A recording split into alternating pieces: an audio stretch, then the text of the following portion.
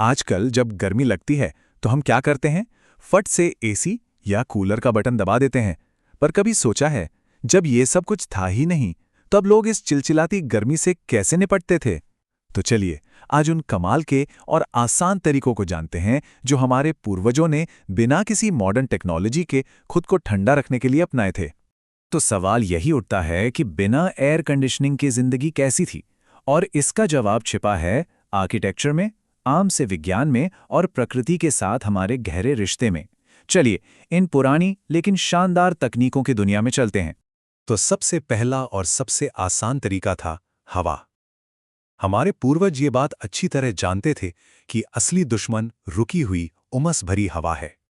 अगर बस किसी तरह हवा को चला दिया जाए तो वो हमारे शरीर से गर्मी को उड़ा ले जाती है और हमें फौरन राहत महसूस होती है। ये सब ना एक बहुत ही सिंपल से साइंस पर काम करता है, जैसे कहते हैं कन्वेक्शन। मतलब गर्म हवा हल्की होती है तो वो ऊपर उठती है और ठंडी भारी हवा उसकी जगह लेने नीचे आ जाती है। बस यही नेचुरल साइकिल कई पुराने कूलिंग सिस्टम्स की जान है। अच्छा, तो जरा इसे देखिए। ये है एक विंड कैचर जो मिडिल ईस्ट में बहुत देखने को मिलता है। ये ऊंची मीनारें हवा को पकड़कर सीधा घर के अंदर नीचे की तरफ धकेलती हैं। ये एक तरह का नेचुरल एयर स्कूप है जो बिना बिजली के ताज़ी हवा का झोंका अंदर लाता है। क्या कमाल की इंजीनियरिंग है ना? और कभी-कभी ना सबसे आसान तरीका ही सबसे असरदार होता है, जैसे कि ऊंची छतें। ये सीधे-सीधे कन्वेक्शन के उसी सिद्धांत पर काम करता है जिसकी हमने अभी बात की। गर्म हवा हल्की होकर ऊपर उठती है ना? तो बस कमरों को ऊंचा बना दो ताकि सारी गर्म हवा ऊपर जमा होती रहे और नीचे का हिस्सा ठंडा और आरामदायक बना रहे। कितना सिंपल पर कितना असरदार। अब ये वाला डिजाइन तो और भी कमाल का है। इसे चिमनी इफेक्ट कहते हैं। इसमें गर्म हवा के ऊपर उठने की आदत को ही उसे बाहर निकालने के लिए इस्तेमाल किया जाता है। जैसे ही गर्म हवा ऊपर एक वेंट से बाहर निकलती है, वो एक वैक्यूम सा बना देती है जो नीचे की खिड़कियों से ठंडी ताज़ी हवा को अपने आप अंदर खींच लेता है। मतलब वेंटिलेशन का एक ऐसा चक्र जो बिना रुके खुद ब खुद चलता रहता है। और हाँ, हवा बनाने के कुछ और सीधे तरीके भी थे।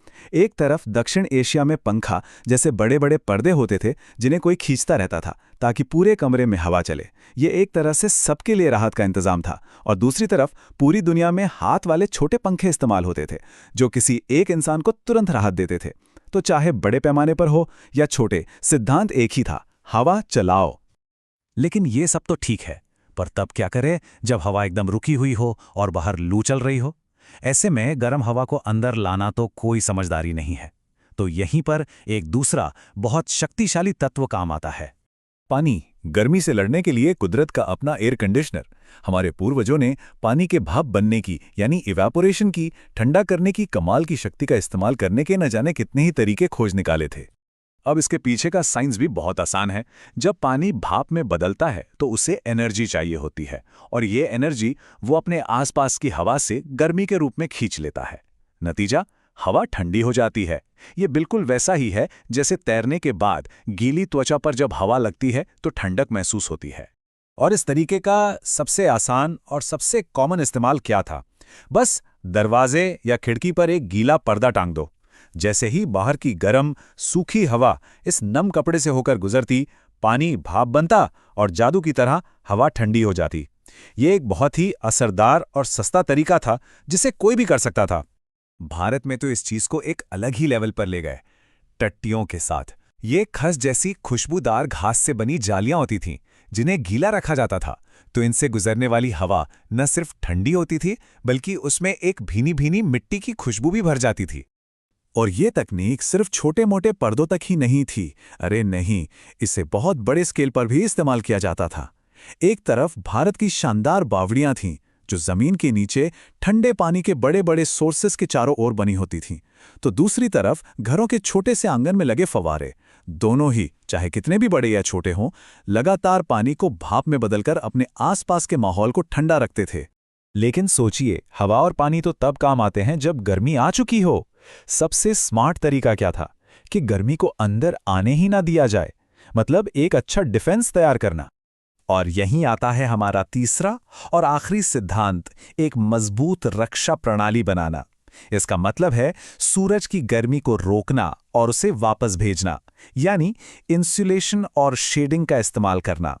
इसका तरीका भी बड़ा सीधा सा था। इसके दो हिस्से थे।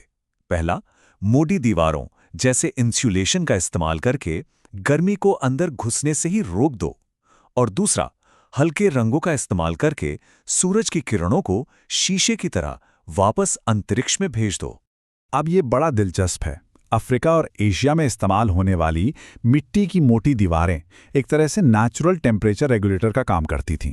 उनका थर्मल मास बहुत ज़्यादा होता है, मतलब वो दिन के वक्त गर्मी को बहुत धीरे धीरे सोखती हैं और फिर रात में जब बाहर ठंडक होती है तो उस गर्मी को धीरे धीरे छोड़ती हैं। और भूमध्य सागर के पास की ये जो खूबसूरत सफ़ेद इमारतें हैं ना, ये सिर्फ दिखने के लिए सफ़ेद नहीं है, इनके पीछे पक्का साइंस है। सफ़ेद रंग सूरज की रोशनी को सबसे ज़्यादा रिफ्लेक्ट करता है, जिससे इमारतें गर्म होने से बच जाती हैं। कितना सीधा लेकिन कितना शानदार आइडिया। गर्मी से बचने का एक और बेहतरीन, बल्कि शायद सबसे बेहतरीन तरीका था जमीन के नीचे चले जाना। भूमिगत कमरे धरती को ही इंसुलेटर की तरह इस्तेमाल करते हैं।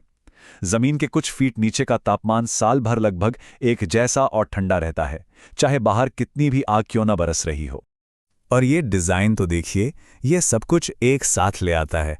एक सेंट्रल आंगन या कोर्टयार्ड जैसा कि मेडिटेरेनियन आर्किटेक्चर में दिखता है, छाया देकर, हवा का रास्ता बनाकर और अक्सर बीच में एक फव्वारा रखकर अपना खुद का एक ठंडा माइक्रोक्लाइमेट बना लेता है।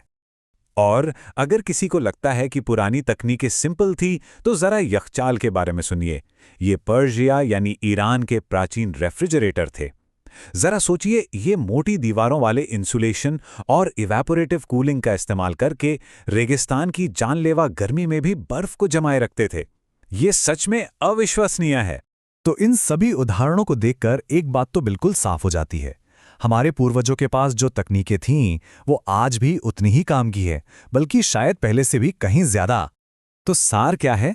बस ये 3 बातें याद रखिए: हवा का बहाव बढ़ाना, पानी की ठंडक का इस्तेमाल करना और गर्मी को घर में घुसने से रोकना। ये ऐसे आइडियाज हैं जो हमें सिखाते हैं कि कैसे प्रकृति के साथ मिलकर, ना कि उसके खिलाफ जाकर, एक आरामदायक जिंदगी जी जा सकती है। और ये हमें एक बड़े सवाल पर लाके छोड़ता है। आज जब हम एक ज्यादा सस्टेनेबल भविष्य बनाने की कोशिश कर रहे हैं, तो अतीत के कौन से और भूले बिसरे विचार हमारे सामने आने वाली मुश्किलों का हल दे सकते हैं? सोचने वाली बात है।